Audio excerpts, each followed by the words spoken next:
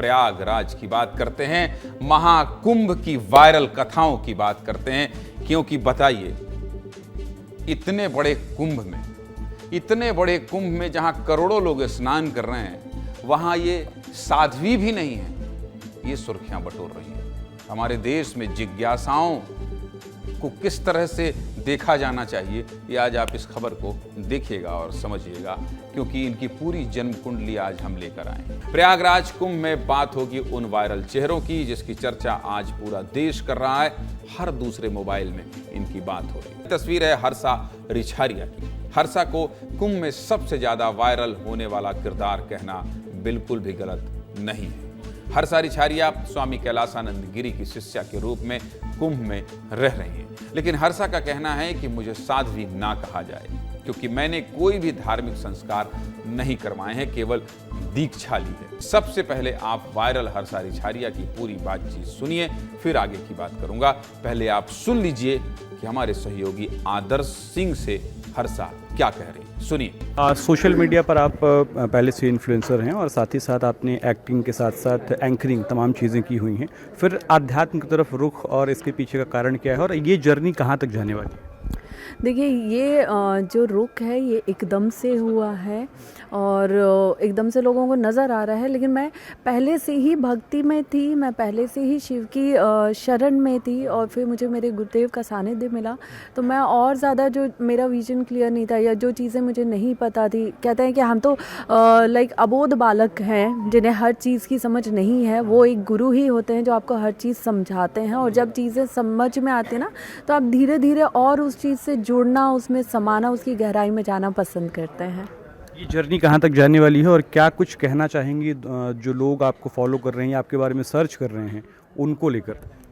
देखिए, ये जर्नी अभी जो है, ये कम से कम मैं खुद को समझती हूँ कि मैं अगर समाज में सनातन धर्म से जुड़ने के लिए, सनातन संस्कृति से जुड़ने के लिए लोगों को जागरूक कर पाऊँ, और मेरा मोटिव भी वही है, तो मैं वही करना चाहती हूँ। और ये कितना लंबा जाएगा, कहाँ तक मैं पहुँचूँगी, ये महादेव और गुरुदेव ही तय करेंगे, ये तो अभी मैं कुछ नहीं बता सकती हूँ। आखिरी सवाल ये है मैडम कि आप वापस उस दुनिया में जा सकती हैं जो आपकी सोशल मीडिया की दुनिया है, या एंकरिंग या उसमें एक्टिंग में, या फिर साध्वी बनने के रास्ते पर आगे बढ़ने वाली हैं आप पूरी तरीके से? देखिए, मैंने किसी को भी नहीं बोला कि मैं साध्वी बनूंगी ही बनूंगी, लेकिन मैंने कुछ अपने दायरे निर्धारित किए हैं कि मुझे क्या करना है अब और क्या नहीं करना है। मैं उन दायरों में रह के जो कर पाऊँ वो मैं करूँगी, धर्म से जुड़ के। हर्षा इसलिए वायरल है क्योंकि वो पहले मॉडल और सोशल मीडिया इन्फ्लुएंसर थी, लेकिन अब अचानक धर्म का रास्ता अपना लिया है। हर्षा के इस बदलाव का कारण जानने की इच्छा उतनी हमारी भी थी जितनी आप सबकी होगी, इसलिए हमने हर्षा के माता पिता से भी बात की और हर्षा की वो कहानी जानी जो आम लोगों को नहीं मालूम है। हर्षा के माँ बाप के साथ हमारी खास बातचीत देखिए। इसके बाद आपको viral aerospace engineer Abhay Singh की बातचीत भी सुनाऊंगा। पहले विवेक पांडे मेरे सहयोगी ने क्या बात की है हर्षा के माता पिता से, ये सुनिए। उत्तराखंड ऋषिकेश में रहने का उसका उद्देश्य अपने काम को लेके है, एंकरिंग करती है वो, तो वहाँ से उसे काम ज़्यादा मिलता रहता है। कुछ समय दिल्ली में भी रही, ऋषिकेश में है, देहरादून में भी रही, तो वो चलता रहता है उसका। हाँ, उसने गुरु दीक्षा ली है शंकराचार्य जी से हरिद्वार में, तो उसका आना जाना, वहाँ रहना लगभग 2 साल से तो कंटिन्यू वहाँ का है ही। तो कैसे उनके मन में ये साध्वी वाली बात निकल के आई? काफ़ी लंबे अरसे से क्या वो पूजन पाठ कर रही थी? देखिए, पूजन पाठ और ये सारी चीज़ें जहाँ तक हैं वो उसका मंदिर है, उसकी खुद ने बनवाया है, सामने आप देख सकते हैं।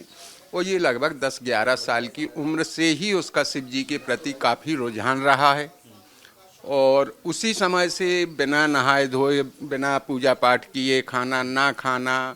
और फिर दूसरा ये है कि हम लोग सनातनी हैं, ब्राह्मण हैं, तो हम लोगों के यहाँ तो बच्चे पैदा होते हैं, माँ बाप को जैसा देखते हैं वैसा अनुसरण करते हैं, उसमें ऐसी पूजा पाठ वाली कोई नई कहानी तो है नहीं। उन्होंने दीक्षा ली है, लेकिन सन्यास की दीक्षा नहीं ली है। व्यक्तिगत जो अपन सामान्य ग्रस्त जीवन में एक दीक्षा लेते हैं, गुरु बनाते हैं, वही सब है उसका, बाकी सन्यास को लेके ऐसा कुछ नहीं है। आखिर पहली बार उन्होंने आपसे कब पूछा था कि उन्हें कुंभ जाना है, या कोई पहले से कोई तैयारी थी? पहले से तैयारी थी उसकी कुंभ जाने की। घर में हम लोग को माँ बाप है तो हमको तो पता होगा ना कुंभ जाने की, तो कुंभ जाना था उसको।